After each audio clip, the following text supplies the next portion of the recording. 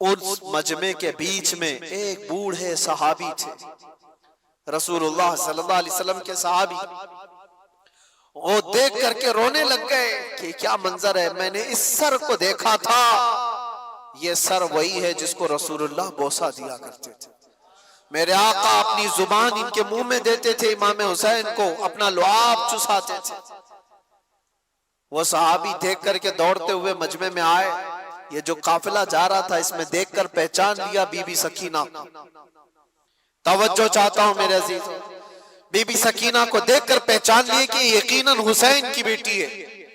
قریب آئے، ہچکیاں بن گئی، کہا بچی ہماری زندگیاں قربان تمہارے گھرانے پر، ہم کچھ نہیں کر سکے، ظالموں کی حکومت نے تمہارے بابا کو شہید کر دیا، بچی بتاؤ میں ملک شام میں دمشق میں رہتا ہوں، کوئی حاجت ہو تو مجھے بتاؤ۔ اس موقع پر جو بھوکے اور پیاسے قیدی آئے ہوں اپنی حاجت کیا نہیں کہہ سکتے تھے؟ آپ نانا جان کے صحابی ہیں۔ سکینہ نے پوچھا، انہوں نے کہا ہاں بیٹی میں رسول اللہ کا غلام صحابی، کچھ حاجت ہو تو بتاؤ۔ بی بی میں نے صرف اتنا محسوس کیا تھا، آج کو ٹھیک 1 سال پہلے میں جیل کے اندر موجود تھا، یہ شب عاشورہ تھی، اور اسی شب میں کمزوری اور نقاہت کی وجہ سے بے ہوش ہو کر ہاسپٹل میں ایڈمٹ بھی تھا اندر۔ مجھے اندازہ نہیں تھا، احباب میرے شاگرد سب ملاقات کے لیے آئے تھے، اور میری طاقت نہیں تھی کھڑے ہونے کی، میں غش کھا کر گرا، اس کے بعد مجھے اٹھا کر لے جایا گیا، میں ایڈمٹ تھا آج کی رات۔ دوسری یہ جو شب گزر جانے کے بعد عاشورہ کا دن آیا تو میں یہ محسوس کر رہا تھا کتنی تنہائی ہے یہاں پر، 2000 لوگ موجود ہیں اندر قیدیوں میں، لیکن پھر بھی ایک عجیب سی تنہائی، اور بہت عجیب سی تنہائی کہ آدمی چاہ کر کے اپنوں سے ملاقات نہ کر سکے، اپنوں سے بات نہ کر سکے۔ تو میں یہ سوچتا ہوں کہ قید کا ایک دن اتنا بھاری لگتا تھا جو تنہائی محسوس ہوتی تھی، اور ہم 2000 لوگوں کے بیچ میں موجود تھے۔ ایسا نہیں کہ سارے ہمارے مخالف وہاں تھے، اکثر لوگ چاہنے والے بھی تھے، لیکن وہ منظر کیسا ہوگا جو 22,000 کے لشکر میں تنہا رسول اللہ کا لاڈلا تھا۔ اندازہ تو کرو وہ تنہائی کیسی ہوگی، جہاں پر ہر طرف انسانوں کا شور ہو، اور دشمنی پر اترے ہوئے وہ ایسی جماعت جن کو کوئی نسبت سمجھ میں نہ آتی، ایسوں کے درمیان ایک رات گزارنا کتنا مشکل وقت ہوتا ہے۔ میں نے معلوم کیا کہ جب کسی کے سر پر موت سوار ہو جائے، یعنی یوں کہ ظالم تلوار کھینچ لے اور تمہارے خاتمے کے لیے وہ پوری طور پر کمر بستہ ہو چکا ہو، اور تمہیں معلوم ہے کہ میں قتل کیا جا سکتا ہوں یا میں مارا جا سکتا ہوں، تب کیفیت کیا ہونی چاہیے، کیسی گھبراہٹ اور بے چینی ہو۔ ایک بات میں آپ کو بتاؤں، کچھ لوگوں کو جج صرف سزا سنا دیتا ہے نا، تو کئی ہارٹ اٹیک سے مر گئے، یہ ہمارے سامنے کی بات ہے۔ بے چینی اور بے قراری اتنی زیادہ ہو جاتی ہے کہ آگے کیا ہوگا۔ سرکار سید الشہداء امام حسین رضی اللہ تعالیٰ عنہ کے لیے یہ رات کتنی بے قراری والی ہو سکتی ہے، کتنی بے چینی والی ہو سکتی ہے کہ کل کا دن آنے کے بعد یہ لوگ جنگ چھیڑ دیں گے، اور پورے کے پورے جتھا مل کر کے نونہالان خاندان رسول کو قتل کر دیں گے ہماری آنکھوں کے سامنے، تو پھر کیسا محسوس ہوتا ہو۔ لیکن میرے عزیزو، خیمہ امام حسین میں کہیں پر بھی بے چینی اور بے قراری تھی نہیں، کہیں پر بھی نہیں تھی، اس لیے کہ وہ 3 دن کے پیاسے تو ضرور تھے، بھوکے بھی تھے۔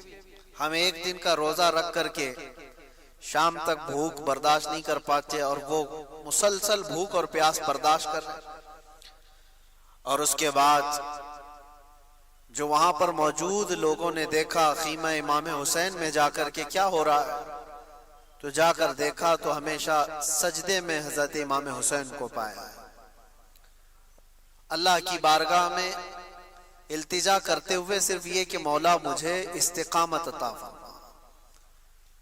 پاؤں میں ڈگمگاہٹ نہ آئے، زلزلہ نہ آئے۔ اچھے لوگ پھسل جاتے ہیں ایسے امتحانوں کے موقع پر۔ امام حسین یہ دعا کر رہے تھے کہ رب تعالیٰ مجھے استقامت عطا فرما، مجھے صبر دے دے اور جمے رہنے کی طاقت دے دے۔ یہ اس لیے میں عرض کر رہا ہوں میرے عزیزو، ہماری زندگی میں آئی ہوئی چیزیں ہم نے دیکھی ہیں، اس وقت بھی گھبراہٹ اور بے چینی اور بے قراری اتنی بڑھ جاتی ہے کہ موت سامنے نظر آنے لگتی ہے۔ میں تو کئی مرتبہ اپنی وصیتیں بھی لکھ کر کے دے دیا تھا میرے احباب کو کہ شاید یہ لوگ میرا جنازہ یہاں سے نکالیں، اس سے پہلے میں اپنی وصیتیں لکھ دیتا ہوں۔ یہ ڈپریشن میں آدمی بہت کچھ سوچ لیتا ہے، لیکن ان حالات میں نے محسوس کیا امام حسین کی جو دعا تھی وہی ہمیں حوصلہ بھی دیتی تھی۔ مصیبتوں کے وقت گھبرا کر کے بھاگ جانا یہ مصیبت کا علاج بھی نہیں اور حل بھی نہیں، مصیبت کا حل نہیں ہے، وہ علاج بھی نہیں، بلکہ ان مصیبتوں کا سامنا کرنا اور اللہ کی بارگاہ میں یقین بڑھا لینا یہ مصیبتوں کو ہرانے والا کام ہے۔ تم مات دے دو گے، شکست دے دو گے ہر مصیبت کو۔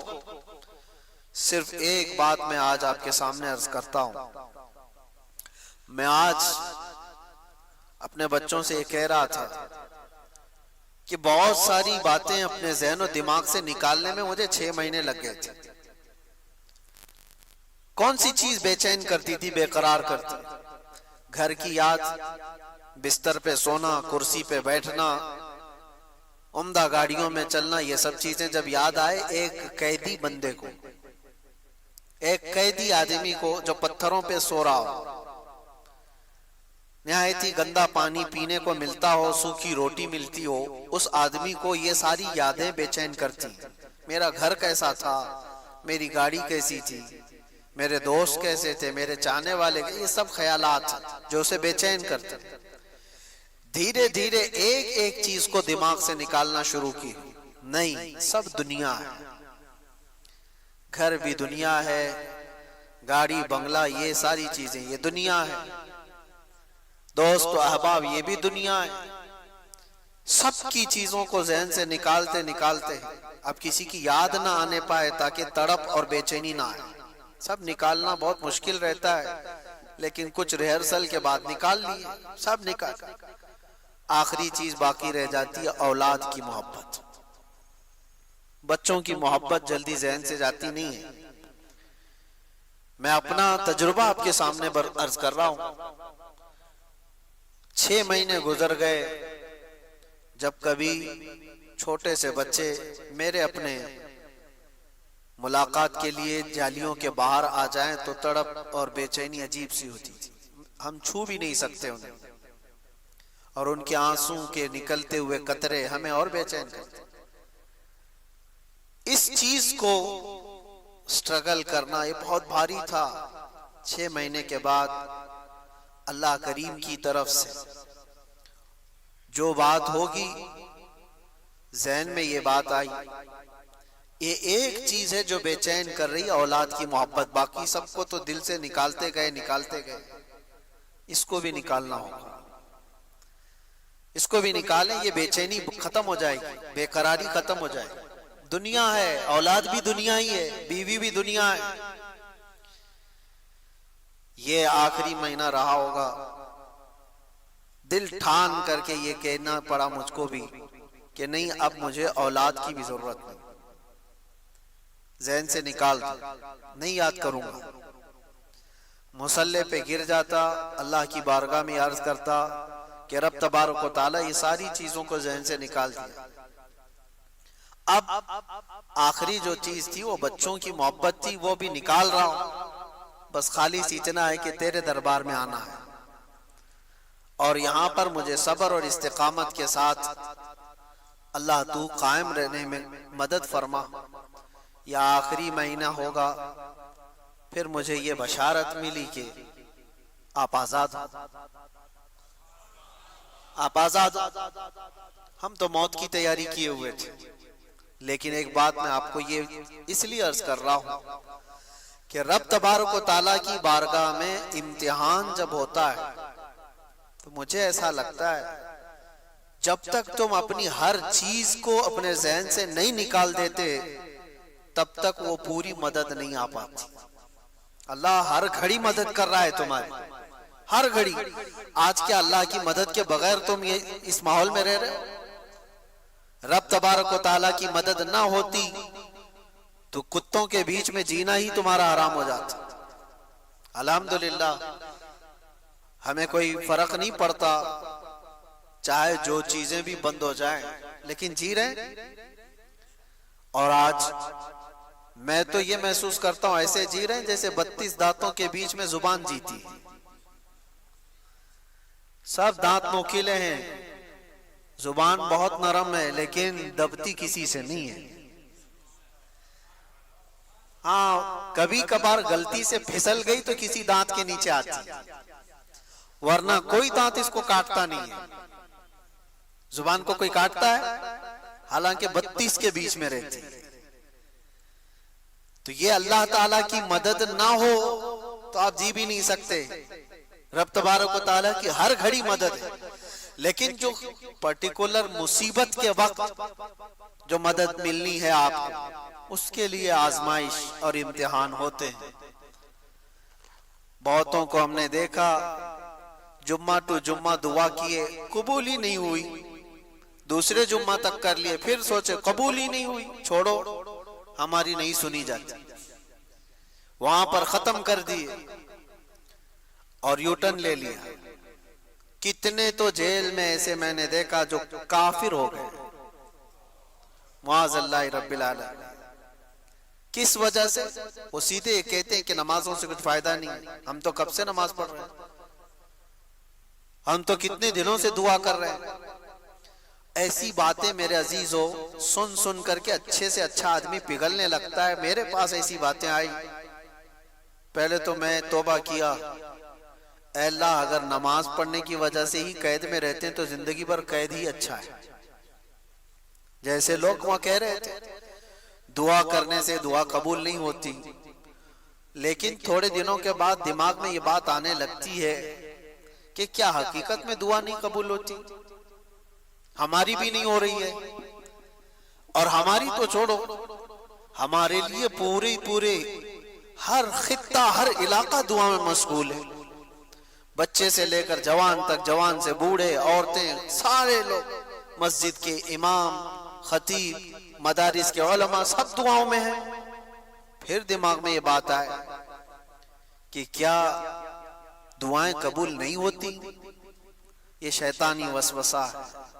میرے عزیزو امتحان کی جو گھڑی ہوتی ہے وہ بہت ڈیفرنٹ ہے، بہت الگ ہے۔ امتحان کی گھڑی کے لیے لکھا جا چکا ہوتا ہے یہاں سے یہاں تک تمہیں سفر کرنا ہے تو کرنا ہی ہے۔ کچھ اور گھڑیاں ہیں جہاں پر تمہارے بن مانگے اللہ تعالیٰ تمہارے لیے بہت کچھ اتارتا ہے، لیکن امتحان کی گھڑیاں الگ ہوتی ہیں، آزمائش کی الگ ہوتی ہیں۔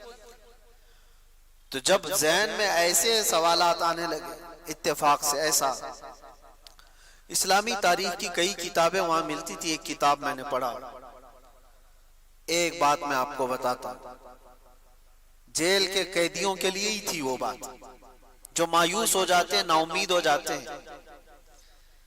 ایک صحابی ہیں حضرت ابو جندل، یہ مکہ میں قید ہو گئے تھے کافروں کے ہاتھ، اور ایسے قیدی بنائے گئے تھے کہ ان کو زنجیروں سے باندھ کر کے رکھا جاتا تھا اور مارتے الگ تھے۔ حضور پاک صلی اللہ علیہ وسلم ہجرت کر کے چلے گئے، شروع اسلام میں وہ قید ہو گئے تھے، تقریباً سمجھ لیں اعلان نبوت کے 2-3 سال بعد وہ قید ہو گئے، اور اس کے بعد کنٹینیو 7 سال تک قید میں رہے، کفار چھوڑتے نہیں تھے۔ حضور پاک صلی اللہ علیہ وسلم ہجرت کر کے مدینے چلے گئے، 6 سال ادھر گزر گئے، سوچو آپ کتنے سال ہو گئے، 13 سال، اور جب حضور پاک صلی اللہ تعالی علیہ وسلم عمرہ کے لیے آ رہے تھے 1400 صحابہ کے ساتھ، جو حدیبیہ کے مقام پر مکہ کے کافروں نے آپ کا راستہ روک لیا اور کہا کہ ہم آپ کو عمرہ کرنے نہیں دیں گے۔ اس وقت مکہ والوں کی طاقت تھی۔ حضور پاک صلی اللہ علیہ وسلم نے صحابہ سے کہا کہ ہم صلح کر لیتے ہیں۔ لمبا واقعہ ہے، آپ نے صلح حدیبیہ کو سنا ہوگا، یا پھر جا کر کے آپ سن لیں کہ حضور صلی اللہ تعالی علیہ وسلم کی جو صلح ہوئی تھی مکہ کے قریش کے درمیان، وہ صلح میں جو ہے بات یہ تھی، سارے ان کے ہت کے قانون ان لوگوں نے لکھ دیے تھے، یعنی ان کی حمایت میں مکہ والوں نے ایگریمنٹ بنایا، سب ان کے پکش میں تھے۔ اس میں لکھا تھا کہ اگر کوئی مکہ سے ہمارا آدمی بھاگ کر مدینے جائے گا تو آپ اس کو ہمارے حوالے واپس کر دیں گے، لیکن مدینے سے کوئی بھاگ کر ہمارے پاس آئے تو ہم اس کو واپس نہیں کریں گے، ہمارے پاس رکھ لیں گے۔ یہ ایسی شرطیں بہت ساری تھی، اس میں سے ایک ہی میں نے آپ کو بتایا۔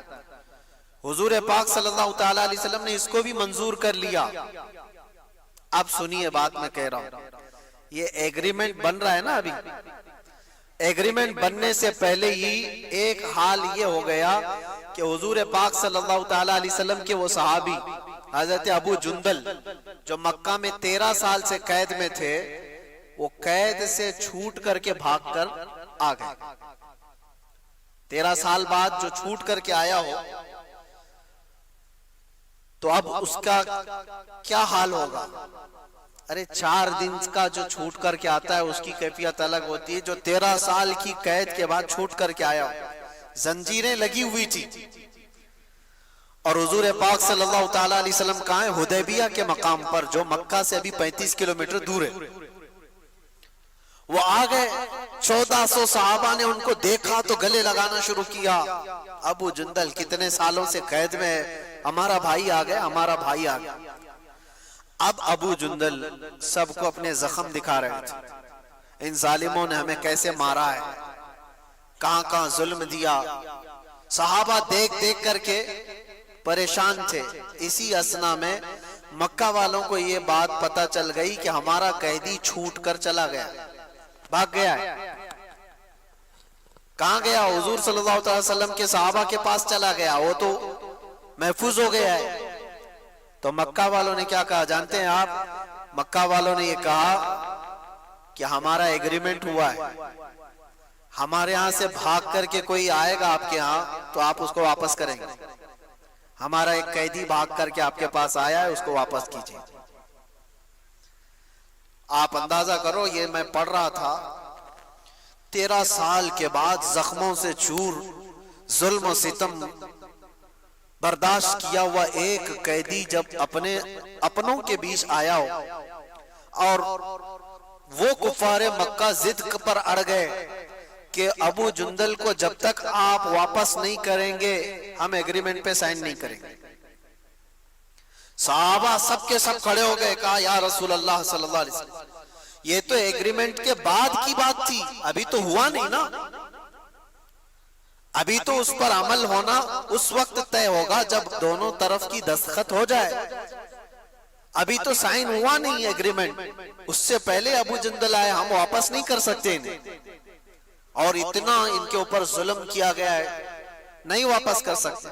سارے صحابہ ایک طرف، اور کفار قریش اس ضد پر ہے کہ جب تک اس بندے کو واپس نہیں کرتے ہم ایگریمنٹ سائن نہیں کرتے، یہ صلح نہیں ہوگی۔ اب سوچو، نظر سب کی حضور کی طرف تھی، رسول پاک صلی اللہ علیہ وسلم۔ یہ بہت کٹھن مرحلہ ہے، توجہ چاہتا ہوں، بہت کٹھن مرحلہ ہے، وہ رحمت للعالمین ہے۔ یقیناً حضور پاک صلی اللہ تعالی علیہ وسلم رحمت للعالمین، اس میں کوئی شک ہے؟ صحابہ، ابو جندل سب حضور کی طرف دیکھنے لگے، آپ کا کیا فیصلہ ہے؟ حضور پاک صلی اللہ علیہ وسلم نے فرمایا ابو جندل کو حوالے کر دو، ان کی واپس کر دو۔ سب ہکے بکے رہ گئے، دیکھتے رہ گئے، کیسے ہو سکتا ہے جو ہمارا بندہ ہمارے پاس آیا ہو اتنے سالوں تکلیف اٹھانے کے بعد اب حضور فرما رہے ہیں، وہ ہاتھ پھیلا پھیلا کر کے حضور کو پکارنے لگے، یا رسول اللہ صلی اللہ علیہ وسلم، ان کے پاس تکلیف بہت زیادہ ہے، یہ مجھے بہت زیادہ ظلم کرتے ہیں مجھ پر، کیا آپ مجھے واپس ان کے حوالے کر رہے ہیں؟ حضور پاک صلی اللہ تعالی علیہ وسلم نے صرف اتنا فرمایا، ابو جندل واپس چلے جاؤ۔ پھر انہوں نے کہا، یا رسول اللہ آپ کس کے حوالے کر رہے ہیں؟ ان ظالموں کے حوالے؟ حضور نے فرمایا، ابو جندل واپس چلے جاؤ، جب تک تم وہاں پر ہو میں تمہارے ساتھ۔ پھر صحابہ کا تو ایمان ہی تھا، یا رسول اللہ کل مصیبت بعدک جلل، اے اللہ کے رسول اگر آپ ہیں تو پھر ہر مصیبت چھوٹی ہے، پھر ڈرنا کس بات کا؟ وہ چلے گئے۔ میں اس واقعے کو پڑھتے ہوئے سوچ رہا تھا کہ 4 دن میں مصیبتوں سے گھبرانے والے 13 سال مصیبتیں اٹھانے کے بعد پھر حضور کے دربار میں آیا، اور حضور بھی کہہ رہے ہوں کہ جاؤ قید میں، تو کیا حالت ہوگی؟ وہ کیسا ایمان ان کا ہوگا جو جمے ہوئے تھے، ڈٹے ہوئے تھے۔ اب آتے ہیں میرے عزیزو، استقامت یہ آسان مرحلہ نہیں ہوتا، اس میں بہت سارے پھسل جاتے ہیں، بہت سارے بھٹک جاتے ہیں، بہک جاتے ہیں، اور آج تو طوفان ہے بھٹکنے کا، یہ دور تو چل رہا ہے در بدلنے کا۔ ایسے میں اپنے بچوں کا، اپنے جوانوں کا کیا حال ہے؟ کبھی کبھار تو یہ دیکھ کر کے چلے یہ تو تفریح قلب کے لیے، ہنسی مذاق کے لیے ہم تو دیکھ کر کے اڑا دیتے ہیں، صبح کانگریس میں تھا، دوپہر میں بی جے پی میں آیا، رات کو پھر کسی اور میں آیا، اور اگلی صبح پتہ نہیں کس میں آنے آیا۔ تو عام سی بات ہے، یہ تو چلتا ہی رہتا ہے، اور سب کی اسپیشلٹی الگ ہے۔ اس پارٹی میں گیا تو سافٹ چہرہ ہے، ادھر آیا تو آتنکوادی چہرہ ہے، ادھر آیا تو اور کوئی چہرہ ہے، سب الگ الگ چہرے بھی بن جاتے ہیں، ایک ہی دن میں 2 دن میں ساری چیزیں تبدیل۔ میں یہ باتیں اس لیے عرض کر رہا ہوں میرے عزیزوں، ایک بلا کا طوفان ہے، بہت جلدی لوگ اپنا ایمانی سودا کر لیتے ہیں۔ مومن کی یہ شان نہیں ہے، مومن کی یہ شان نہیں ہے۔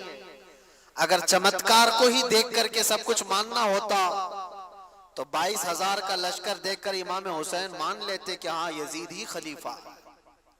نہیں، حسینی کردار یہ ہے، تمہارا چمتکار اپنی جگہ، رسول اللہ کی چمک اپنی جگہ پر، یہ جہاں پر ہے وہ سمجھوتے کا معاملہ نہیں ہوتا۔ کبھی بھی زندگی میں ایسے معاملات آئیں، تکلیفوں سے آدمی گھر جائے، مصیبتوں سے گھر جائے، تب بھی آپ اس بات پر ثابت قدم رہو کہ اللہ تبارک و تعالیٰ پر میرا ایمان اور حضور پاک صلی اللہ تعالیٰ علیہ وسلم کی رسالت پر میرا ایمان ویسا ہی ہے۔ ہاں، مصیبتیں جب آتی ہیں، مجھے ایک بات یاد آتی ہے، میرے والد گرامی اللہ ان کی قبر پر ہزاروں رحمتیں نازل فرمائے، آخر عمر میں وہ ڈائلیسس پہ آ گئے تھے، تکلیف بہت بڑھ گئی تھی، کڈنی کی تکلیف، تو ہم سے دیکھا نہیں جاتا تھا، کتنی تکلیف میں 4 گھنٹے ڈائلیسس میں باڈی کا پورا خون نکالا جاتا ہے، پھر پورا نچوڑ کر کے مشین واپس اندر خون ڈالتی ہے، ایک بہت ڈینجر پروسیس ہے، اللہ حفاظت فرمائے۔ بہت صرف اس بات کے لیے کہ کڈنی کا جو کام ہے پیشاب نکالنا وہ نہیں کرتی۔ آپ کیا سمجھتے ہیں پیشاب نکلنا ایک نارمل سی چیز ہے؟ اگر ایک دن کے لیے تمہارا پیشاب رک جائے تو تمہاری زندگی درہم برہم ہو جائے گی۔ ہر چیز میں اللہ کی نعمت، اسی لیے بیت الخلاء سے، طہارت خانے سے، استنجا خانے سے باہر آتے ہیں تو دعا کیا پڑھتے ہیں؟ الحمدللہ الذی اذهب عني الاذى وعافاني۔ الحمدللہ، اللہ کا شکر پہلے بجا لاتے ہیں، اے اللہ تیرا کروڑا شکر ہے تو نے اذیت دینے والی چیز سے مجھ کو دور کیا ہے، یا اذیت دینے والی چیز مجھ سے دور کیا ہے۔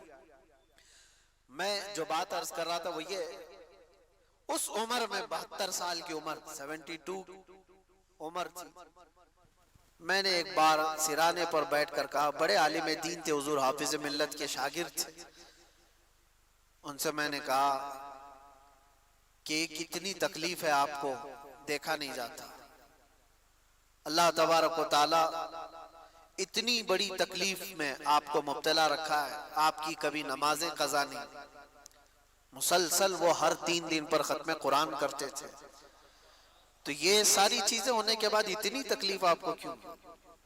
اس وقت مجھے جو صبر کی تلقین کا ایک ادب ملا تھا، ایک تعلیم ملی تھی، وہ آج بھی یاد ہے۔ انہوں نے کہا کہ یہ 2 سال سے میرا ڈائلیسس چل رہا ہے، 70 سال جو اللہ تعالیٰ نے صحت بخشی، پہلے اس کا شکر تو کرو۔ مصیبتیں بہت تھوڑی ہیں اور اللہ تبارک و تعالیٰ انعامات میں ہمیں زیادہ رکھا ہے، لیکن دکھتی وہی مصیبتیں ہیں لوگوں کو، وہ خوشحال کتنا رکھا ہے وہ نہیں دیکھا جاتا۔ عزیزان گرامی وقار، یہ ساری باتوں کے بعد ہم آتے ہیں اس کربلا کے میدان میں، جو خونی منظر ہے، وہ اس لیے بیان کرنا ضروری ہے کہ ہمارے ہر جوان کو یہ بات یقین کے ساتھ معلوم ہو جائے کہ مصیبتوں سے بھاگ جانے کا نام اس کا علاج نہیں ہے، مصیبتوں سے ڈٹ کر مقابلہ کرنا ہی یہ حسینی ایمان ہے۔ اور بہت سارے لوگ ہمیں بھی مشورہ دیتے ہیں، بہت سارے حالات بہت خراب ہیں، حالات بہت خراب ہیں، ایسے میں نے دیکھا ہے ابتدائی اسلام سے لے کر آج تک حالات خراب ہی رہے، کب اچھے ہوئے تھے؟ کیا آپ کو اسلام کی تبلیغ کرنے کے لیے پھولوں کی سیج پر سجا کر لایا جائے گا تبھی آپ بولو گے؟ بہت سارے لوگ یہ سوچتے ہیں حالات بہت خراب ہیں۔ میرے عزیزو، اس سے بڑے بڑے حالات خراب ہو کر گئے اور اب بھی جائیں گے، لیکن ایک بات یاد رکھنا، انہی برے حالات کے درمیان اسلام کا پرچم بلند کرنا اور اپنے نبی پاک صلی اللہ تعالیٰ علیہ وسلم کی عزت پر پہرا دینا، یہ ایک ایسا تاریخی قدم ہے، کل کو آنے والی نسلوں کا ایمان بھی تم سے جڑا ہوا، کل کو آنے والی نسلوں کے جذبے اور ان کے حوصلے بھی تمہاری زندگیوں سے جڑے ہوئے۔ آج اگر تم بزدل ہو گئے، پھسل گئے، تو کل تو وہ لوگ پوچھیں گے محمد کس کا نام تھا؟ معاذ اللہ رب العالمین۔ اگر آج تم مصلحتوں کے پردوں میں چھپ کر کے رہے، ہاں زیادہ سے زیادہ ہمارے ساتھ کیا ہونے والا ہے وہ سب کو پتہ ہے، انجام کیا ہو سکتا ہے اس دنیا میں، سب سے زیادہ یہی ہو سکتا ہے موت آئے۔ اور سنیو، اس بات سے اگر خوف ہے تو پھر کربلا سنتے کیوں؟ کربلا کی داستانیں کیا مزے لے کر سننے کے لیے؟ سید الشہداء امام علی مقام رضی اللہ تعالیٰ عنہ کو دیکھو، زندگیاں پوری قربان کی ہیں اس میدان میں، اور اپنی نہیں۔ ایک بات میں آپ کو بتاؤں، آدمی اپنی مصیبت تو برداشت کر لیتا، اپنے رشتہ داروں کی مصیبت بہت مشکل ہے۔ تم اپنے سامنے اپنی ماں کو تڑپتا ہوا نہیں دیکھ پاؤ گے، اپنے بچوں کی ہلکے بخار کو بھی نہیں دیکھ پاؤ۔ مجھے کچھ سالوں پہلے کی بات ہے، میں اپنی پریکٹیکل لائف ہی آپ کے سامنے عرض کر رہا ہوں۔ 2 سال کا میرا بچہ تھا، انگلی اس کی دروازے پہ پھنس گئی تھی، کٹ گئی اور لٹک گئی اتنی تیزی سے کہ دروازہ آدھی انگلی کو کاٹ دیا، اور بے چینی اتنی بے قراری کہ اٹھا کر میں بھی بھاگتا ہوا ہاسپٹل پہنچا، اور بھی تھے 2 لوگ۔ چھوٹا بچہ 2 سال کا ہو اور وہ چیخ رہا ہے، اس کی چیخوں سے ہماری روح بے قرار ہے۔ ڈاکٹر کے پاس لے گئے، ڈاکٹر نے دیکھا، فوراً پکڑ کر خون بند کیا اور اس کے بعد کہا اس کو ٹانکے لگانے پڑیں گے، ٹانکے لگائے بغیر یہ کٹ کے گر سکتی ہوں۔ ہم نے کہا فوراً جو بھی فیصلہ لینا ہے، نرس ڈاکٹر مل کر میرے بچے کو اندر لے جاتے، ہمیں کہتے آپ مت آنا، آپ باہر کھڑے رہو، کیونکہ باپ اور ماں کی بے قراری اور بے چینی دیکھتے ہیں ڈاکٹر۔ کہا کہ ہمارے کام میں خلل ہوگا، میں کہا میں دیکھوں گا، کہا نہیں دیکھ سکو گے۔ اور حقیقت بات ہے میرے عزیزو، اندر جانے کی ہمت نہیں ہوئی، اس لیے کہ جب وہ لوگ ٹانکے لگا رہے تھے، اللہ کوئی بے ہوشی کی دوا وغیرہ نہیں، ایسے ہی ٹانکے لگائے جا رہے تھے، اور بچے کی چیخ سے پورا ہاسپٹل گونج رہا تھا۔ سچ بتاؤں ہمارے آنسو ہے کہ تھمتے نہیں تھے، بے قراری ہے کہ رکتی نہیں تھی۔ جلدی سے جاؤں بچے کو اٹھا لوں، جلدی سے جاؤں سینے سے لگا لوں۔ دور سے پکارتا رہا، بیٹا بس تھوڑا اور، بس تھوڑا اور، ہو گیا ختم ہو گیا۔ یہ بے قراری مجھے آج بھی یاد آتی ہے۔ پھر اس دن بھی میں نے یاد کیا تھا، صرف انگلی کٹی تھی تو یہ بے قراری تھی۔ وہ سید الشہداء امام علی مقام کی گود میں ظالموں نے بچوں کو چھلنی کر دیا تھا، ان کے حلقوں میں تیر چلا کر امام کے ہاتھ میں ہی ان کے بچے کو شہید کیا تھا۔ کیسے وہ اپنے ہاتھ میں بچہ اٹھا کر کے کھڑے ہوں گے؟ ایکسپلین ہم نہیں کر سکتے اس چیز کو، تصور سے بڑھ کر کے یہ چیز۔ ہم سب کے صبر مل کر کے بھی امام حسین کے قدم تک نہیں پہنچ سکتے۔ ہماری زندگیوں کے سب کے صبر، میرے عزیزوں یہ آسان کام نہیں ہے۔ آپ کو پتا ہے عزیزوں کی موت ایک کے بعد دوسرا، دوسرے کے بعد تیسرا، تیسرے کے بعد چوتھا شہید ہوتا جا رہا ہو، جو امام علی مقام کی طرف سے آ رہا ہے۔ امام حسین جانتے تھے ہمارے قافلے میں کل ملا کر 82 لوگ ہیں، ادھر 22,000 کا لشکر ہے، مقابلہ کیسے ہوگا؟ کیا امام علی مقام کو دنیاوی حالات پر خبر نہیں تھی؟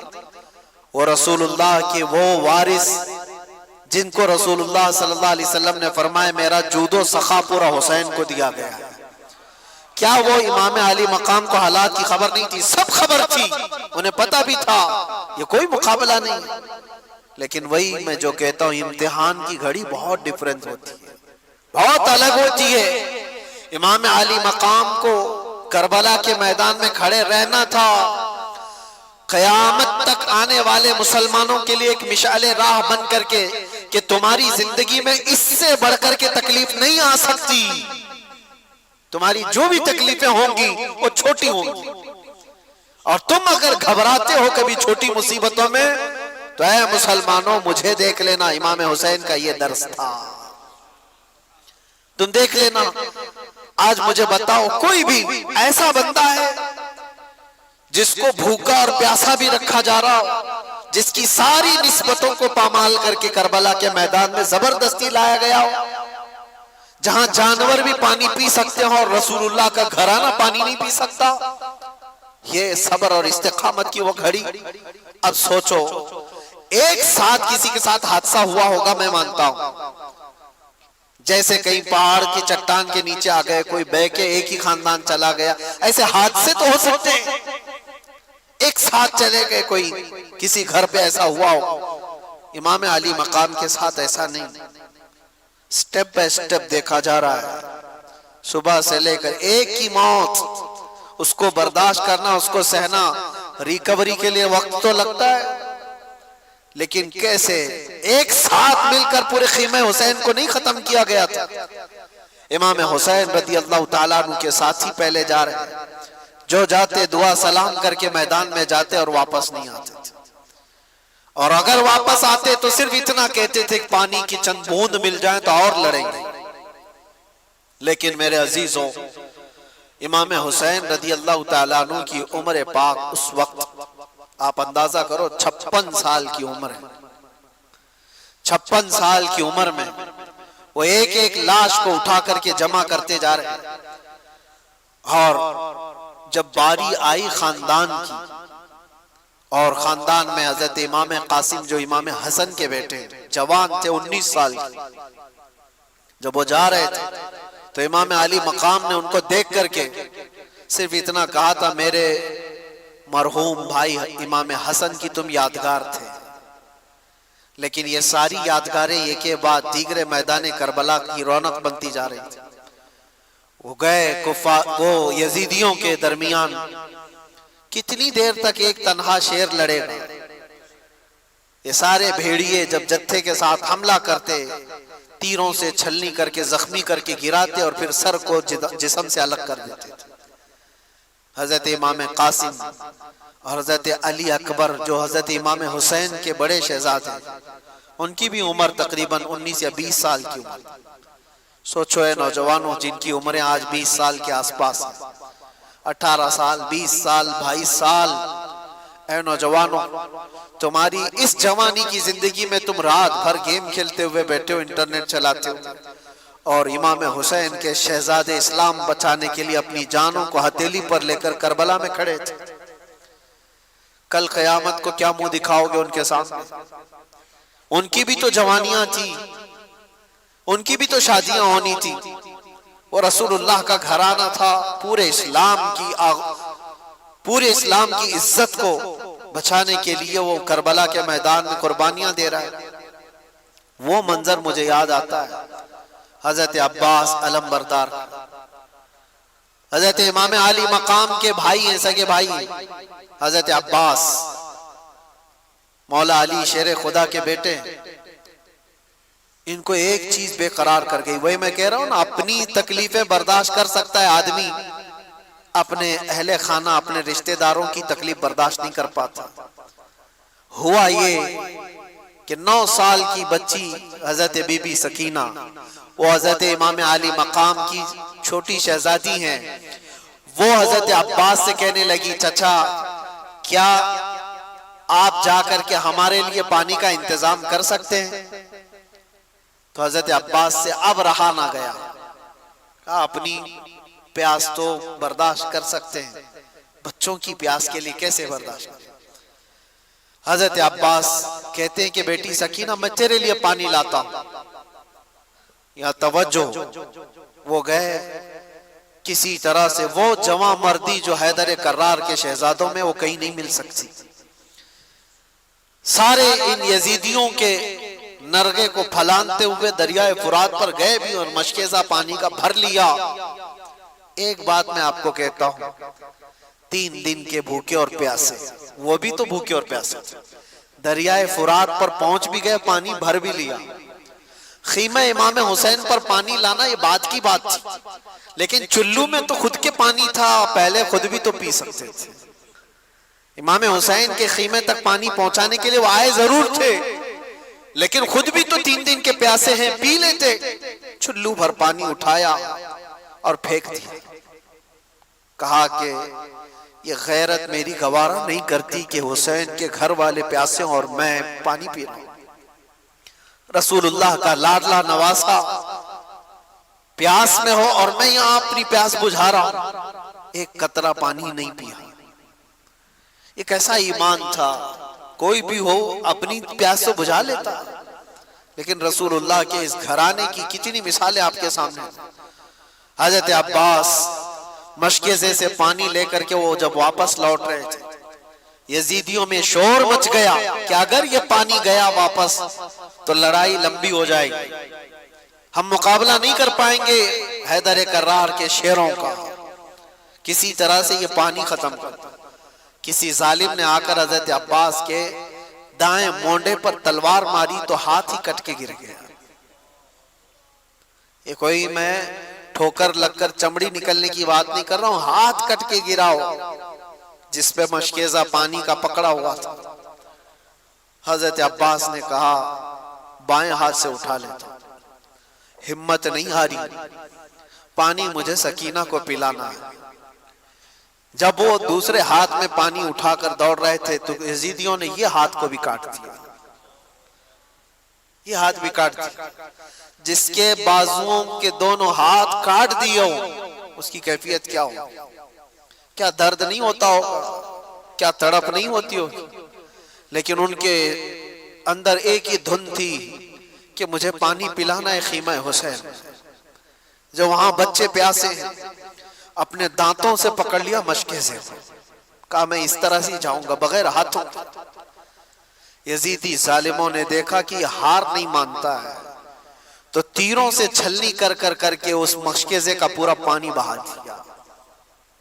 حضرت عباس کہتے ہیں اب میری ہمت ختم ہو گئی۔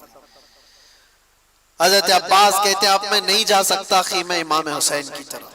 گر گئے، زخموں سے چور چور تھے، خون رس رہا ہو دونوں بازوؤں سے اور پانی بھی ختم، ساری چیزیں ختم ہو گئی۔ تو ظالموں نے دیکھا کہ عباس گر گئے زمین پر تو کسی یزید نے آ کر کے آپ کے سینے پہ نیزہ مار کر شہید کر دیا۔ یہ وہ منظر تھا، امام حسین دوڑتے ہوئے آئے اپنے اس چھوٹے بھائی کو اٹھانے کے لیے۔ امام حسین کے سگے بھائیوں میں یہ چھوٹے بھائی اکیلے تھے کربلا کے میدان میں۔ آ کر دیکھا تو دونوں بازو کٹے ہوئے ہیں اور پورا جسم زخمیوں سے چور ہے اور نیزہ سینے پر لگا ہوا۔ آپ نے امام علی مقام نے ان کو اٹھایا، اور جانتے ہو یہ ایک ہی موقع ہے جب روایت ملتی ہے امام علی مقام نے اللہ کی بارگاہ میں یوں عرض کیا تھا، اپنی ریڑھ کی ہڈی کو پکڑ کر، کمر کو پکڑ، الآن انکسر ظہری، آج میری کمر ٹوٹ گئی۔ بھائی جب چلا جاتا ہے تو کمر ٹوٹ گئی، لیکن یہ نہیں کہا کہ ایمان ٹوٹ گیا۔ جسم کمزور ہو جاتا ہے لیکن ایمان نہیں۔ امام علی مقام آئے واپس خیمے میں، بی بی سکینہ ویسی پیاسی تھی، آپ کی اہلیہ ویسی پیاسی، آپ کے گھر کے بچے ویسی پیاسی۔ وہ منظر کیا عجیب منظر ہے۔ مجھے بات یاد آتی آج سے 1 سال پہلے جب میں کربلا کے واقعات میں جیل کے اندر بھی سنا رہا تھا، تو جو غیر مسلم ہیں وہ بھی رو رہے تھے، غیر مسلم جن کا ایمان نہیں ہے۔ امام علی مقام کے گھرانے کی ان شہادتوں کو سن کر وہ بھی رو رہے تھے۔ یہ سانحہ ایسا ہے، اندر کی بیویوں نے آ کر امام علی مقام سے کہا کہ مولا ان کو تکلیف ہم سے ہے، دشمنی ہمارے سے، ہمارا 6 مہینے کا جو ننھا علی اصغر ہے اس سے تو نہیں ہے دشمنی، اب سینے میں دودھ سوکھ گیا ہے، اس بچے کو لے جائیں، شاید اس کو کچھ پانی کے قطرات وہ حلق میں ڈال دیں تاکہ اس کی پیاس کم ہو جائے۔ امام علی مقام نے اپنی بیوی کی بات سن کر کے اس ننھے علی اصغر کو اٹھا کر میدان میں تشریف لائے تھے۔ ایک بات یاد رکھیں، جس کے سر پر ہوس طاری ہو اس سے کبھی کوئی امید نہیں لگائی جا سکتی، کبھی رحم کی امید نہیں کر سکتے۔ امام علی مقام نے یزیدیوں کو پکار کر کہا میرے بچے نے تمہارے ساتھ کچھ نہیں کیا، یہ تو بولتا بھی نہیں، 6 مہینے کا ہے، لیکن دیکھو اس کی ماں کے سینے سے دودھ سوکھ گیا ہے، تم اس کو کچھ پانی پلا دو۔ ظالموں نے امام علی مقام کی تقریر سن کر کے دور سے تیر چلایا، اور وہ تیر سیدھے علی اصغر کی گردن پہ آ کر لگا۔ نشانہ ایسا تھا کہ حلقوم پر آ کر لگ گیا، اور خون کا فوارہ امام علی مقام کے چہرے پر آ کر پڑا۔ وہ کیسا منظر ہوگا جب باپ اپنے بیٹے کی لاش کو لے کر کھڑا ہو۔ جلدی سے امام علی مقام نے اپنے بچے کو چھپا لیا، سینے سے لگا لیا، چہرے سے خون کو صاف کیا، یہ نہیں کہ ماتم کروں، رو دو، چلاؤں۔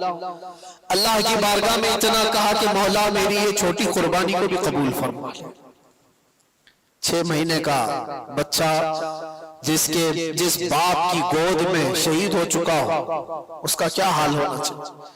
سینے سے لگایا، بچہ ہچکیاں لیتے ہوئے خاموش ہو چکا تھا، لیکن سب سے بڑا کٹھن مرحلہ یہ تھا کہ بچے کو ماں کے حوالے بھی تو کرنا ہے۔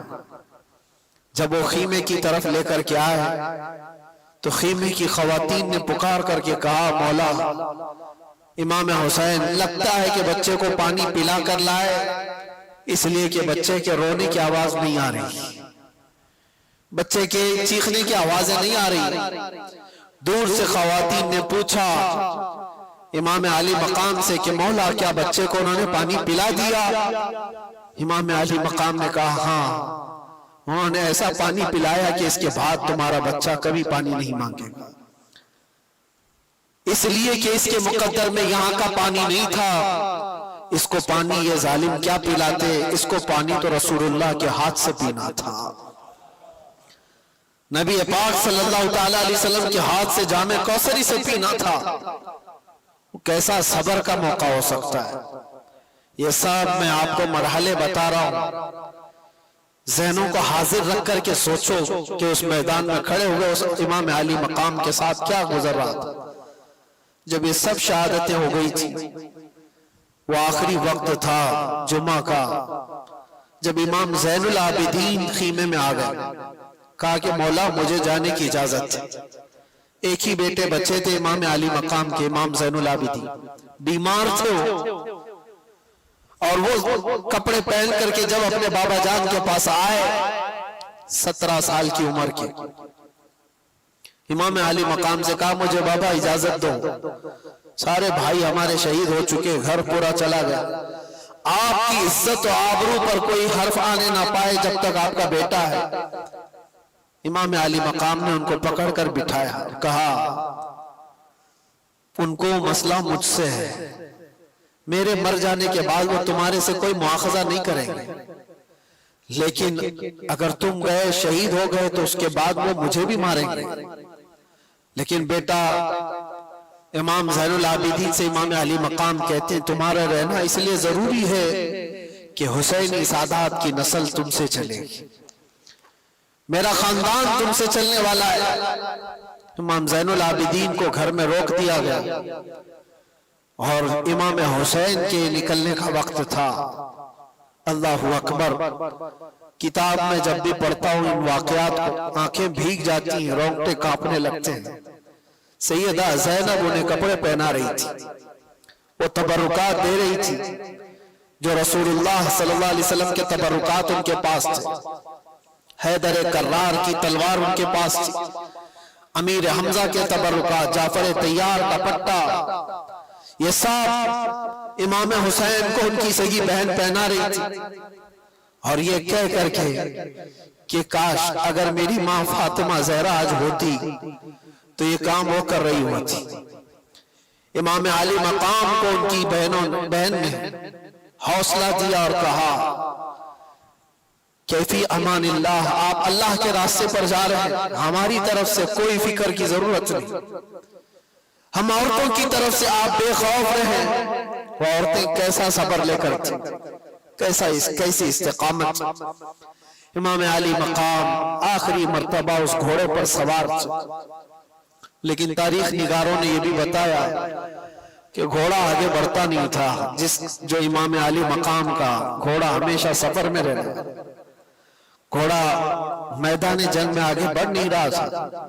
تو آپ نے اتر کر کے دیکھا تو گھوڑے کی دونوں ٹانگوں کو بی بی سکینہ پکڑی ہوئی بیٹھی تھی، اور وہ یہ التجائیں کر رہی تھی کہ بابا کو مت لے جانا، اس لیے کہ جو گیا واپس نہیں آیا۔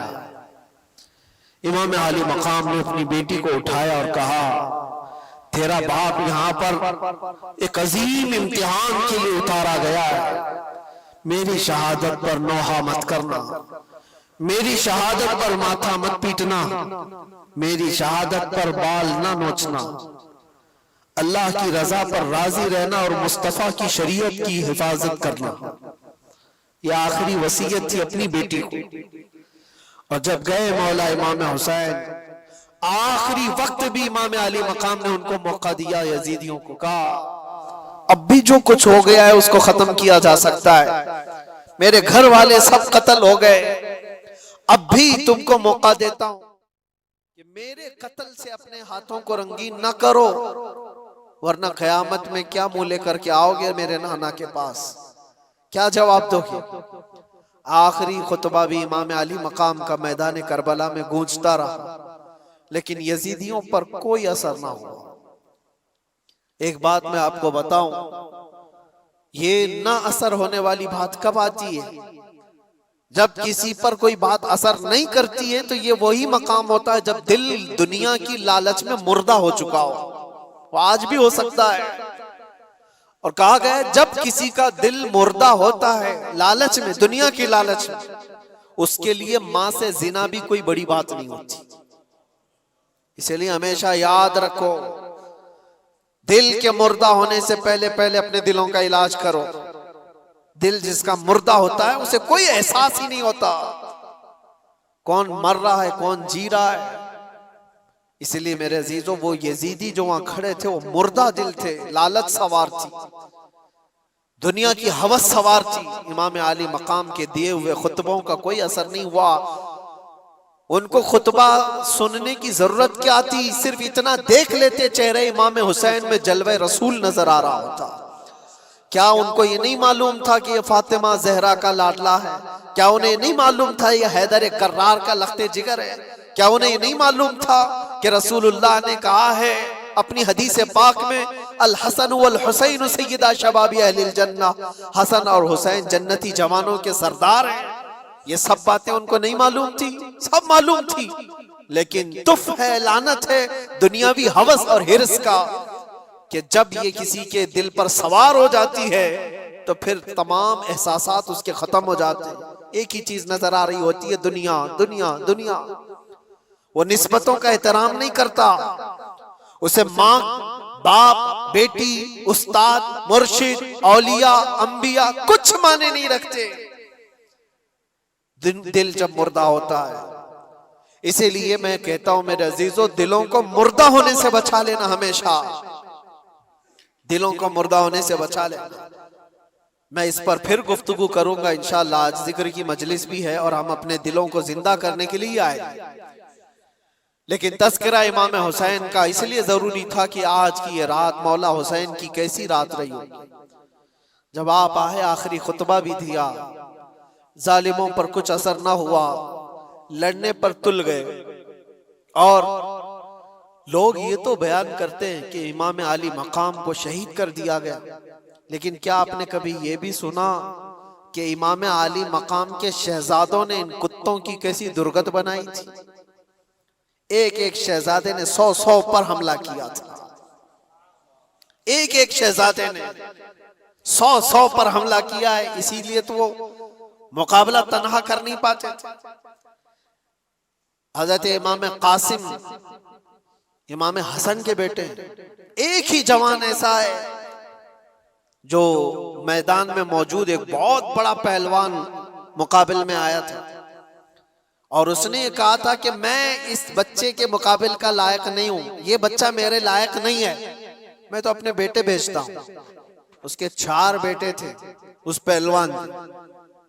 امام قاسم کو وہ 19 سال کا جوان یہ کہہ رہا تھا یہ لڑکا ہے، اور میں لڑکوں سے مقابلہ نہیں کرتا، میرا بیٹا کافی ہے۔ پہلے اپنے بیٹے کو بھیجا امام قاسم کے مقابل میں، منٹ نہیں گزرے تھے کہ گاجر کی طرح کاٹ کے رکھ دیا۔ دوسرے بیٹے کو بھیجا، امام قاسم نے اس کی گردن اڑا دی۔ تیسرا آیا، تیسرا بھی مر گیا۔ چوتھا آیا، چوتھا بھی مر گیا۔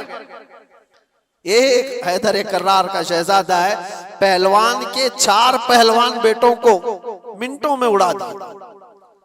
ارے ان کو پانی دیے ہوتے تو 22,000 کو ایک امام قاسم ہی ختم کر دیتا، لیکن وہ امتحان کی گھڑی تھی، امتحان کی گھڑی تھی۔ اور اس کے بعد وہ پہلوان پھر مقابل میں آیا کہ 4 میرے بچوں کو یہ گاجر مولی کی طرح کاٹ کے رکھ چکا ہے، اور آیا اور کہنے لگا تو جانتا ہے میرا مقام کیا ہے، میں کتنے لوگوں سے تنہا لڑ سکتا ہوں۔ بڑی بلند بانگ دعوے کرتے ہوئے وہ آیا۔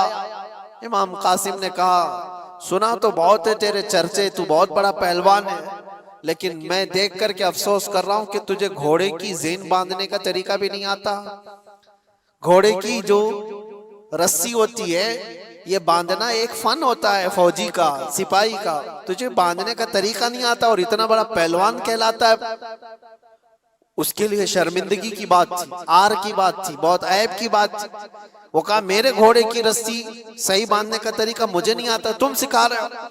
وہ گھوڑے کی ناتی دیکھنے کے لیے کیا جھکا تھا، امام قاسم نے ایک ہی وار میں اس کو ختم کر دیا۔ یہ منظر حیدر کرار کے بیٹوں کا تھا۔ میں آپ کو اس لیے بتا رہا ہوں کہ صرف اور صرف شہداء کرام کی شہادت ہی نہیں، یہ بھی بتاؤ کہ مارا بھی کیسے۔ امام حسین کا جذبہ صرف یہ نہیں کہ کچھ آ جائے تو مر جاؤ، کٹ جاؤ، نہیں، امام علی مقام نے کہا ہے کہ مر جانا اور کٹ جانا یہ مقدر میں ہوگا، اللہ تعالیٰ نے لکھا ہوگا تو ہوگا، لیکن اس وقت کے آنے سے پہلے تک اپنے ضمیر کا سودا کر کے کسی سے ہاتھ ملانا یہ حسینی ایمان نہیں ہے۔ جب تک دم میں دم ہے مقابلہ کرو، ہاتھ تمہارا ہوگا، مار اللہ کی ہوگی۔ مقابلہ کرو. کبھی یہ مت سوچنا کہ میں تنہا کتوں میں گر گیا ہوں. کوشش تو کر کے دیکھو. ہوتا ہے میرے عزیزو بہت مقامات پر ہاتھ تمہارا ہوگا، مار اللہ کی ہوگی. اور امام حسین، امام علی مقام جب میدان کربلا میں آخری وقت ان ظالم کتوں سے لڑ رہے تھے، ایک دو نہیں کتنوں کو ڈھیر کیا تھا. 3 دن کا پیاسا، 56 سال کا رسول اللہ کا بیٹا، کتنوں کو وہ موت کے گھاٹ اتار رہے تھے. پھر اعلان ہو گیا کہ اگر ان کے مقابل میں اس طرح جاتے رہو گے تو یہ سب کٹتے رہ جائیں گے، شام تک شاید صفایا ہو جائے. گھیر لو ان کو، تیروں سے چھلنی کرو. پہلے ہر طرف سے تیروں کی بارش شروع ہو گئی. امام علی مقام کے پورے جسم میں جگہ جگہ تیر آ کر لگنے لگے. بعض تاریخ نگاروں نے کہا ہے کہ 72 سے زیادہ تیر لگے ہوئے تھے. 72 تیر کس کو کہتے ہیں؟ اور آپ اتنے زیادہ تیر جب جسم پر لگے تو گھوڑے سے آپ اتر آئے. یہ وہی وقت تھا جمعہ کا وقت، عاشوراء کا 10ویں محرم الحرام. امام علی مقام جیسے ہی اترے سجدے میں گر گئے. سجدے میں جیسے ہی گرے ان ظالم کتوں نے سوچا اس سے بہتر موقع نہیں ہے. خولی اور شمر جیسے ان ظالموں نے امام علی مقام کی پیٹھ پر اپنا پاؤں رکھ کر کے آپ کے سر مبارک کو جسم سے الگ کر دیا. انا للہ و انا الیہ راجعون. لیکن میرے عزیزوں، امام حسین رضی اللہ تعالیٰ عنہ کی اس شہادت عظمیٰ پر جتنا غم کرو وہ کم ہے، جتنا غم مناؤ وہ کم ہی ہے. ہم مانتے ہیں زندگی بھر اس دکھ کو ہم ساتھ لے کر جیتے ہیں، لیکن ساتھ میں ان کا یہ میسج بھی تو لے کر کے جاؤ. آج لوگ یہ سمجھتے ہیں صرف پٹی باندھ لینے سے حسینی ہو جائے گا. تم پٹی باندھ کر کے دکھا رہے ہو یا حسین لکھ کر کے؟ میرے عزیزو، امام علی مقام پٹی باندھے تو نہیں تھے لیکن داڑھی ضرور رکھے ہوئے تھے. حسین کے نام کی پٹی تو چہرے پر آ گئی، حسین کے نام کی داڑھی کیوں نہیں آئی؟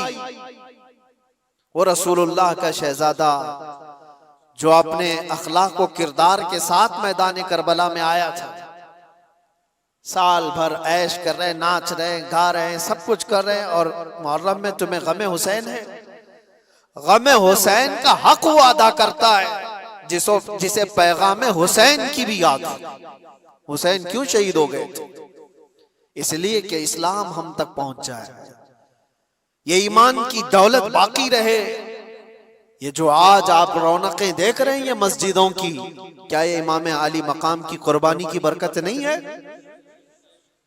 آج پوری دنیا میں میں مانتا ہوں اس اسلام کو آبیاری عطا کی ہے خون امام حسین. اسی لیے کہا ہے قتل حسین اصل میں مرگ یزید ہے، اسلام زندہ ہوتا ہے ہر کربلا کے بعد. امام علی مقام کا یہ پیغام یاد رکھو ہے نوجوانوں. تمہاری زندگی میں بہت سارے ایسے موقع آئیں گے، بہت سارے ایسے موقع آئیں گے، اور یزیدی فتنوں سے تمہیں دوچار ہونا پڑے گا. لیکن اس کا مطلب یہ نہیں ہے کہ تم سر چھپا کر بھاگ جاؤ. مصلحتیں اپنی جگہ پر، حکمتیں اپنی جگہ پر، تدابیر اپنی جگہ پر، لیکن کسی پر اگر سوار ہو جائے کوئی چیز تو پھر ہٹنا بھی نہیں. حق کے ساتھ قائم رہنا یہ حسینی ایمان ہے. حق کے ساتھ قائم رہنا یہ حسینی ایمان. آج ہم سے جو لوگ یہ کہتے ہیں، میں مانتا ہوں کہ حالات ایسے ہیں ویسے ہیں، ضرور ایسے ویسے ہوں گے، لیکن اگر سب چیزوں سے بچ کر کی بھی چلے جائیں تو مشورے دینے والے مجھے بتاؤ، میری زندگی کی گارنٹی دے دو کہ کچھ نہ بولو گے تو 100 سال آپ جی لیں گے. گارنٹی دو گے؟ کوئی ہے جو ہماری حیات اور ہماری زندگی کی گارنٹی دے گا؟ وہ صاحب بھی یہی کہیں گے گارنٹی کیا، ایک دن کی بھی میں نہیں دے سکتا. جب نہیں دے سکتے تو مشورہ کیوں دیتے ہو؟ ہماری زندگی کی گارنٹی نہیں لے سکتے اپنے ہاتھ میں تو ایسی بزدلی کا مشورہ نہ دو. ہاں ہمیں معلوم ہے موت و حیات اللہ کے دست قدرت میں ہے. اگر رب تبارک و تعالی چاہے تو چونٹی سے بھی تم مر سکتے ہو. मच्छर से भी मर सकते हो, और अगर वो ना चाहे तो बड़े से बड़े फिरौन भी तुम्हारा कुछ नहीं कर सकते। नमरूद हो कि फिरौन हो कि यजीद हो, कोई तुम्हारा बाल बेका नहीं कर सकता। ये ईमान है और ये तकदीर है। तो जब तक अल्लाह ताला हयात बाकी रखा है, तुम्हारे जिस्मों में जान बाकी है, हुसैनी किरदार के साथ जियो मेरे अजीज। क्यों ये ढकी छुपी जिंदगी? आज जानते हो सबसे ज्यादा आज हमारे ऊपर जो मामलात हैं कि हर चीज तुम्हारी निशाने पर जो ली जा रही है, उसकी वजह यह है कि तुम इन तमाम चीजों से भागे भागे फिर रहे हो। क्या ये मजमा फजर में होता है? इन मस्जिदों में जो वीरानी है, तो जाहिर सी बात है हमने अपने हाथों से जब इस्लाम को नुकसान पहुंचाना शुरू किया, तो खैरों के आज लगाए हुए इल्जामात और उनके दिए हुए मुसीबतों का वावेला क्यों मचाते हो? हमने खुद अपने हाथों से कितना बर्बाद किया है। शादी महलों में जाकर देखो कौन सा इस्लाम दिखता है। सारी औरतें बेनकाब, हजारों किस्म के फैशन, हजारों किस्म के पाउडर, लाली, मेकअप, जो पूरी दुनिया को दिखाने के लिए। ये कौन सी खवातीन है? क्या ये फातिमा ज़हरा की कनीज़ें हैं? आपको पता है जब इमाम हुसैन का सर लेकर नेज़े में डालकर दिमश्क में आया था जुलूस, खानदान रसूल की बीवियां भी उस जुलूस में थी। इमाम हुसैन की बीवियां, इमाम हुसैन की बहन, इमाम हुसैन की बेटी, सब उस जुलूस में कैदी बना करके यजीद के दरबार में ले जाए जा रहे थे। एक वाकया बताता हूं। जब दिमश्क पहुंचा ये जुलूस, नेज़े पर इमाम हुसैन का सर है और आगे लेकर चला जा रहा है काफिला, और साथ में औरतें भी हैं। दिमश्क में पूरा मजमा टूट पड़ा था ये मंजर देखने के लिए कि करबला से लुटा हुआ काफिला आया है, और इनको देखने के लिए सारे लोग मजमे के तादाद, बड़ी तादाद में गलियों में खड़े थे। अब सोचो, जिसका तमाशा देखने के लिए पूरा शहर खड़ा हो, उसके सामने से गुजरना है। उस मजमे के बीच में एक बूढ़े सहाबी थे, रसूलुल्लाह सल्लल्लाहु अलैहि वसल्लम के सहाबी। वो देख करके रोने लग गए कि क्या मंजर है, मैंने इस सर को देखा था, ये सर वही है जिसको रसूलुल्लाह बोसा दिया करते थे। मेरे आका अपनी जुबान इनके मुंह में देते थे, इमाम हुसैन को अपना लुआब चुसाते थे। वो सहाबी देख करके दौड़ते हुए मजमे में आए। ये जो काफिला जा रहा था, इसमें देखकर पहचान लिया बीबी सकीना। तवज्जो चाहता हूं मेरे अजीज, बीबी सकीना को देखकर पहचान लिए कि यकीनन हुसैन की बेटी है। करीब आए, हिचकियां बंद गई, कहा बच्ची हमारी जिंदगियां कुर्बान तुम्हारे घराने पर, हम कुछ नहीं कर सके। जालिमों की हुकूमत ने तुम्हारे बाबा को शहीद कर दिया। बच्ची बताओ, मैं मुल्क शाम में दिमश्क में रहता हूं, कोई हाजत हो तो मुझे बताओ। उस मौके पर जो भूखे और प्यासे कैदी आए हो अपनी हाजत क्या नहीं कह सकते थे? आप नाना जान के सहाबी हैं? सकीना ने पूछा। उन्होंने कहा हाँ बेटी, मैं रसूलुल्लाह का गुलाम सहाबी, कुछ हाजत हो तो बताओ। बीबी सकीना ने क्या हाजत मांगी थी वो मैं मैसेज देना चाहता हूं। कहा कि मेरे नाना जान के सहाबी, ये मेरे बाबा का जो सर नेज़े पर ले जाया जा रहा है, इस सर को थोड़ा आगे बढ़ा दिया जाए, आगे लेकर के जाएं। उस सहाबी ने पूछा कि क्यों, ऐसी ख्वाहिश तुम्हारी क्यों है? का बात यह है कि इस कटे हुए सर को देखने के लिए जो मजमा उमर पड़ रहा है, जो लोग आ रहे हैं, वो सर को देखते देखते हमारी इज्जतों की तरफ भी नजर करते, हमारे पर्दे का ख्याल करते हुए मैं ये चाहती हूं कि सर को आके ले जाया जाए ताकि लोग सर देखने में मसरूफ रहें और हमारे पर्दे की पाबंदी हो सके।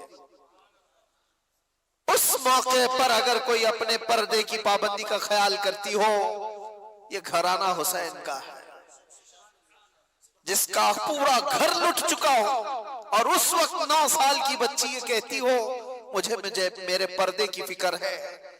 मैं अपनी बहनों से पूछता हूं, घर की खवातीन से पूछता हूं, तुम्हारा क्या लुटा है कि तुम बेपर्दा बाहर घूमती? تمہارے ساتھ کیا ہوا ہے؟ کچھ نہیں ہوا۔ قیامت کے دن اس بی بی سکینہ کا بھی سامنا کرنا ہے، فاطمہ الزہرا کا بھی سامنا کرنا ہے۔ ان خواتین کو پتہ نہیں ہے اسلام کا چہرہ جو بگاڑ کر کے رکھی ہیں۔ دنیا تمہیں، یہ ہوس کے پجاری تمہیں صرف استعمال کرنا جانتے ہیں، کوئی عورتوں کے حقوق کی بات نہیں کرتا۔ یہ ناٹک ہے، یہ ڈھکوسلا ہے جو وومن رائٹ کی بات کرتے ہیں۔ عورتوں کے حقوق کے ہم علمبردار ہیں، پاسدار ہیں۔ کون سا عورتوں کے حقوق؟ یا عورتوں کے حقوق کی بات نہیں کرتے، عورتوں کو ننگا اسٹیج پر نچانے کی کوشش کرتے۔ یہ سارے وہ کتے ہیں رال ٹپکاتے ہوئے عورت کو ننگا دیکھ کر مزے لینا چاہتے ہیں، اور ہماری بچیوں کو ایسا لگتا ہے کہ یہ آزادی ہے۔ آزادی ہے؟ آزادی نہیں، یہ جہنمی زندگی ہے۔ اللہ نے تمہیں اشرف المخلوقات بنایا، تم جانوروں کی طرح زندگی گزارنا چاہتے ہو۔ جانور تو کپڑے نہیں پہنتے، اور یہاں عورتوں کو ایسا لگتا ہے جتنا شارٹ لباس پہنیں گے اتنا فیشن ہے، جتنا کم کپڑا پہنو تو فیشن ہے۔ کم کپڑا پہننا اگر فیشن ہے تو کتے اور جانور جو بھینس ہے وہ تمہارے سے زیادہ فیشنیبل ہے، وہ تو ایک بھی کپڑا نہیں پہنتے۔ کیا ننگا رہنا کوئی فیشن ہے؟ امت مصطفیٰ کے ایمان کو غارت کرنے کے لیے دنیا فیشن کے طور طریقے بناتی ہے۔ ماں اور بہنوں کی آج عزت لوٹی جا رہی ہے، اس کی وجہ کیا ہے؟ کاش اسلامی پردے کی حمایت کی ہوتی ہے، ان کی عزتیں محفوظ ہوتی۔ اے نوجوانوں، ایک بات یاد رکھو، میں یہاں سے پیغام عورتوں کو دے رہا ہوں ضرور، لیکن ایک حدیث یہ بھی سنا کر جاتا ہوں۔ اللہ کے نبی صلی اللہ علیہ وسلم نے فرمایا دیوس جہنمی ہے، دیوس جہنمی ہے، دیوس جہنمی ہے۔ 3 بار مصطفیٰ کریم صلی اللہ علیہ وسلم نے فرمایا۔ تو صحابہ نے پوچھا یا رسول اللہ کون ہے دیوس؟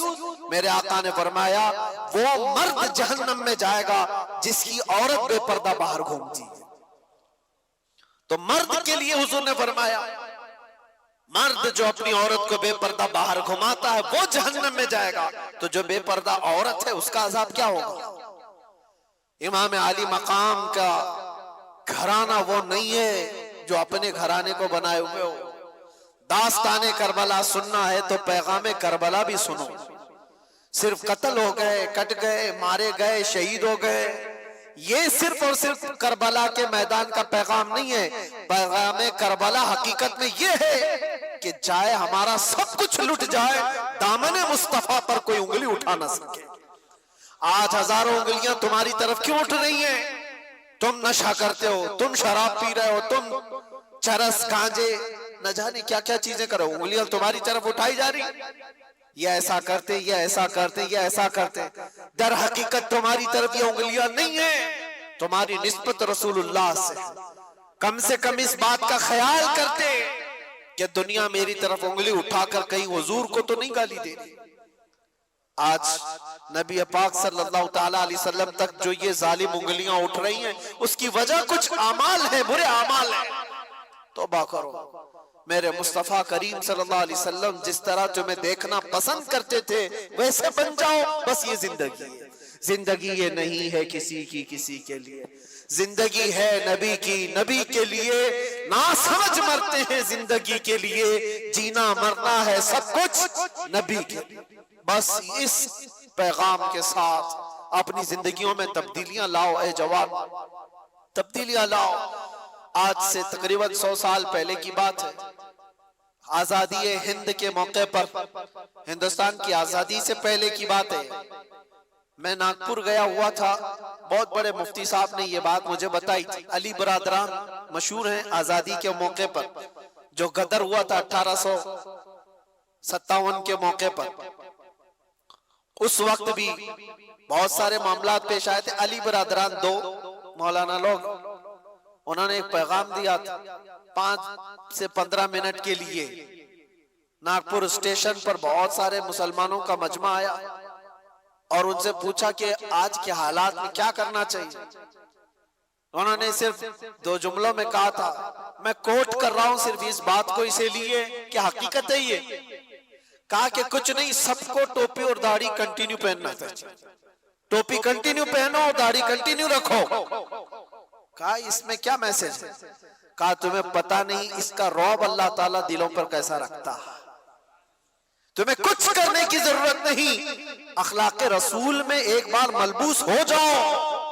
میرے عزیزوں، نہ تمہیں تلوار بھالے نیزے اٹھانے کی ضرورت ہے، نہ تمہیں جنگ و جدال کی ضرورت ہے، تم ایک بار مصطفیٰ کریم صلی اللہ تعالیٰ علیہ وسلم کی سنتوں کو عمل میں لے آؤ، ایسی ہی تمہاری چلت پھرت سے کتنے کیڑے مر جائیں، ایسی تمہیں اندازہ بھی نہیں ہے۔ اللہ تبارک و تعالیٰ اس کا رعب رکھا ہے، چہرے رسول کا رعب ہے، دامن اسلام کا ایک رعب ہے۔ آپ کو اس کا اندازہ نہیں ہے لیکن دوسروں کو اندازہ ہے۔ اس لیے میں دعوت دیتا ہوں، اٹھو وگر نہ حشر نہ ہوگا پھر کبھی، دوڑو کہ زمانہ چال اپنی چل گیا، قوت عشق سے ہر پست کو بالا کر دو، دہر میں نام محمد سے اجالا کر دو، انہیں جانا انہیں مانا، نہ رکھا غیر سے کام، للہ الحمد میں دنیا سے مسلمان گیا۔ بس اس بات پر حضور کو توجہ میں رکھو، انہیں جانا انہیں جانا، پھر تمہیں فرق کچھ نہیں ہونا چاہیے، پھر کسی چیز کا کوئی اثر بھی نہیں ہونا چاہیے۔ اگر حضور سے سچی محبت کرتے ہو تو مجھے بتاؤ کیا یہ بات حق ہے یا نہیں؟ وہ جو نہ تھے تو، اور وہ جو نہ ہو تو، اس جملے پر توجہ رکھنا۔ بس پورے شعر میں یہ جملہ میں توجہ کے ساتھ عرض کرتا ہوں، ویسے تو یہ پورا شعر یہ ہے، وہ جو نہ تھے تو کچھ نہ تھا، وہ جو نہ ہو تو کچھ نہ ہو، جان ہے وہ جہان کی اور جان ہے تو، لیکن اس پورے شعر میں صرف اتنا جملہ یاد رکھنا، وہ جو نہ ہو تو، بس وہ جو نہ ہو تو ہماری زندگی کچھ نہیں، ہمارے نام کے ساتھ وہ جو نہ ہو تو، ہماری قبر میں بھی وہ جو نہ ہو تو، قیامت میں بھی وہ جو نہ ہو تو، کئی اذانوں میں وہ جو نہ ہو تو، قرآن میں وہ جو نہ ہو تو، ہر جگہ پر یہ جملہ یاد رکھنا، وہ جو نہ ہو تو۔ اسی لیے اقبال نے بھی کہا تھا، آبروئے ماں زنام مصطفیٰ است، ہم سب کی عزت و آبرو مصطفیٰ کے نام سے ہے، ہرچہ دری دنیا باد مصطفیٰ است، جو کچھ بھی اس دنیا میں ہے وہ مصطفیٰ کے بعد، حضور کے بعد۔ یہی پیغام امام علی مقام کا تھا۔ آخری بات، اور اس کے بعد ہم دعا کرتے ہیں، ذکر کے لیے مجمع زیادہ ہے۔ آخری بات امام علی مقام کے لیے، یہ ایک چیز قرآن کی آیت میں نے تلاوت کی، آپ نے سنا تھا، وَلَا تَقُولُوا لِمَنْ يُقْتَلُ فِي سَبِيلِ اللَّهِ أَمْوَاتٌ۔ یہ دیکھو عام لوگوں کو بھی آیت یاد ہے، جس کا مطلب کیا ہے؟ اللہ فرماتا ہے اللہ کی راہ میں جو مارے جائیں انہیں مردہ، سب کو پتا ہے، بلکہ وہ کون کہہ رہا ہے؟ خالق کائنات، وہ کہہ رہا ہے بلکہ وہ زندہ ہے۔ تمہیں اس کا شعور نہیں، تمہیں اس کا شعور نہیں، تمہیں اندازہ نہیں وہ زندہ ہے۔ یہ قرآن گواہی دے رہا ہے شہیدوں کی زندگی۔ اب مجھے بتاؤ امام حسین زندہ ہے یا نہیں؟ تو زندہ جاوید کا ہم ماتم نہیں کرتے، زندہ جاوید کا ہم، خیر مجھے جو بات عرض کرنی ہے، ایک طرف تو قرآن کی یہ آیت اور ایک طرف دوسری آیت میں آپ کو بتاتا ہوں 20ویں پارے میں اللہ اپنے رسول سے فرما رہا ہے، یا ابو جہل، یا عتبہ، یا شیبہ، یہ سب جتنے دشمنان رسول ہیں، اِنَّكَ لَا تُسْمِعُ الْمَوْتَى وَلَا تُسْمِعُ الصُّمَّ الدُّعَاءَ، اے رسول آپ ان کو اپنی باتیں سنا نہیں سکتے، اس لیے کہ یہ گونگے بہرے مردہ ہیں۔ اللہ فرما رہا ہے کیا ہے؟ وہ مردہ ہیں۔ کس کو مردہ کہہ رہا ہے؟ وہ چلتے پھرتے بھی ہیں، کھاتے پیتے بھی ہیں، اٹھتے بیٹھتے بھی ہیں، بات چیت بھی کرتے ہیں، اور قرآن کیا کہہ رہا ہے؟ وہ مردہ ہے۔ اور ایک طرف کربلا کے میدان میں آؤ، ہاتھ الگ ہے، پیر الگ ہے، جسم الگ ہے، دھڑ الگ ہے، گردن الگ ہے، قرآن کہتا ہے وہ زندہ ہے۔ قرآن کیا کہتا ہے؟ اور دوسری جگہ پر تو اللہ نے اور بھی اس سے بلند بات فرمائی، وَلَا تَحْسَبَنَّ الَّذِينَ قُتِلُوا فِي سَبِيلِ اللَّهِ أَمْوَاتًا، بلکہ ان کے مردہ ہونے کا گمان بھی مت کرو۔ کہنا الگ بات ہے، سوچنا الگ بات ہے۔ پہلی آیت میں کیا تھا؟ مردہ نہ کہو۔ دوسری آیت میں اللہ فرماتا ہے مردہ سوچو بھی مت، سوچ میں بھی نہ آئے تمہارے کہ وہ مردہ ہے۔ اب یہ فلسفہ سمجھ میں آتا ہے؟ جو چل رہا ہے، پھر رہا ہے، کھا رہا ہے، پی رہا ہے، اللہ فرما رہا ہے وہ مردہ ہے، انہیں کچھ سنا نہیں سکتے آپ۔ اور جو کٹ کے ٹکڑوں میں بدل گئے، اللہ فرما رہا ہے مردہ سوچنا بھی مت، وہ زندہ ہے۔ قرآن سے پوچھو پھر زندگی اور موت کہتے کسے؟ زندگی اور موت کیا ہے؟ قرآن کے فلسفے کے اعتبار سے تمہیں یہ جواب ملے گا، صرف اور صرف روح نکل جانے کا نام موت نہیں، اور چلنے پھرنے کا نام بھی زندگی نہیں۔ چلنے پھرنے کا نام بھی زندگی نہیں، اور روح نکل جانے کا نام بھی موت نہیں۔ حقیقت میں موت اور حیات کیا ہے؟ سنو قرآن کے فیصلے میں کہ اگر نبی پاک کی دشمنی پال کر بادشاہ کی کرسی پر بھی بیٹھ جائے وہ مردہ ہے، اور نبی کی عزت کا پرچم اٹھا کر 1000 ٹکڑوں میں بھی بدل جائے وہ زندہ ہے۔ موت و حیات عشق رسول کا نام ہے۔ موت و حیات ایمان کا نام ہے، ایمان کا نام ہے۔ موت و حیات ایمان ہو تو پھر اب مرنے کا خوف کیا ہے تم؟